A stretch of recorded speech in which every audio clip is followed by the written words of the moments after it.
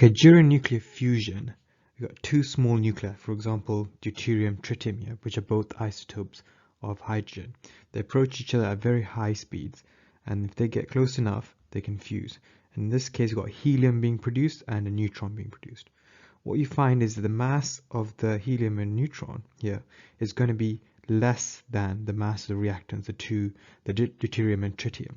This mass defect is because the binding energy of the products is higher than the binding energy of the reactants. Okay, so that means the energy is going to be released. In this case, energy is being released and the neutron and the helium will carry that energy as the kinetic energy.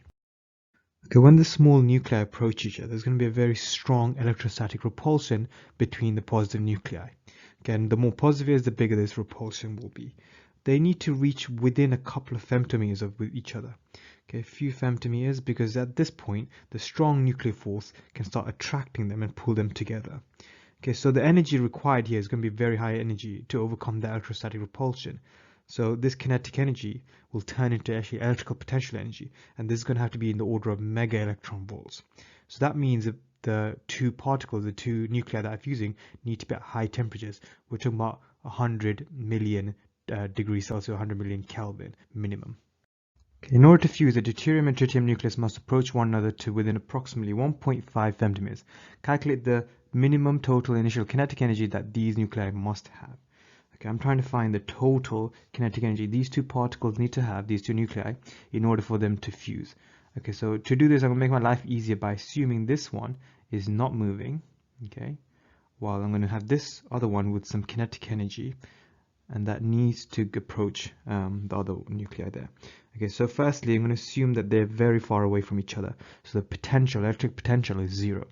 And as they approach each other, that kinetic energy is going to turn into electric potential energy, and they have to be within 1.5 times to the minus 15 meters. This is the equation for electric potential energy, where Q and Q are the charge of the two particles, and epsilon naught is a constant, and R is the distance between the particles. Let's put this in. Okay, they're both protons inside the nucleus. Okay, so there's just one charge each. So 1.6 times to the power of minus 19. Multiply it together. Don't add it. Okay, then 4 pi epsilon is a constant, and the distance is 1.5 femtometers, and that gives me an electric potential, or the total kinetic energy required is 1.53 times to the minus 13 joules. Divide that by 1.6 times to the minus 19 to turn into electron volts, and then turn that into mega electron volts by dividing by 10 to the 6.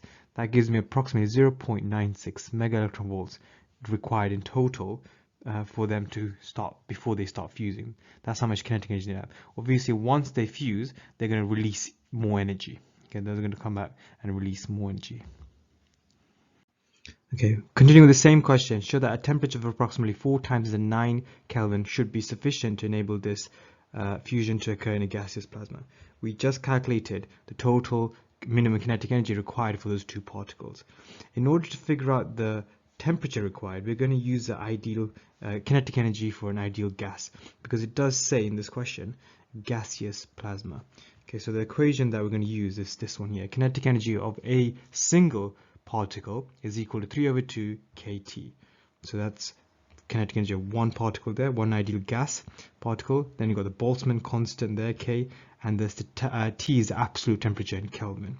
Okay, so right now we've got the total kinetic energy of both the deuterium and tritium. So we're going to have to divide that by 2. We're going to assume that they're going to have equal amount each. Okay, and then we're going to put that into the equation here. Okay, 3/2 kT, where K is the Boltzmann constant, and rearrange for T, and we get the temperature of 3.7 times 10 to the 9 Kelvin, which is approximately 4 times 10 to the 9. Okay, the table shows the temperature required for fusion of different elements inside a star. Explain why higher temperatures are required for larger nuclei to fuse. So you can see hydrogen requires 10 times 10 to the 6 degrees Celsius, while oxygen, which requires 1,500 times 10 to the 6 degrees Celsius. Okay, why is this? Ultimately, it comes down to this equation here. Okay, the electric potential energy. But the electric potential energy here is the same as kinetic energy, because they need to be fired at minimum kinetic energy here.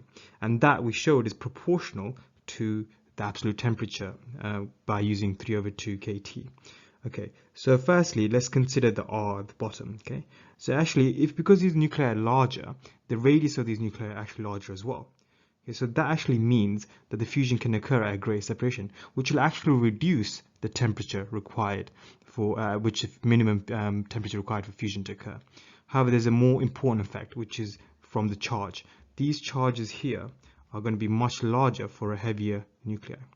Okay, for larger nuclei, they're going to be bigger. So for example, here we've got carbon has got 6 protons compared to just 1 with the helium. So those electrostatic repulsions are going to be much bigger. That's going to have the most dominant effect. So overall, the temperature required for larger nuclei will just be higher.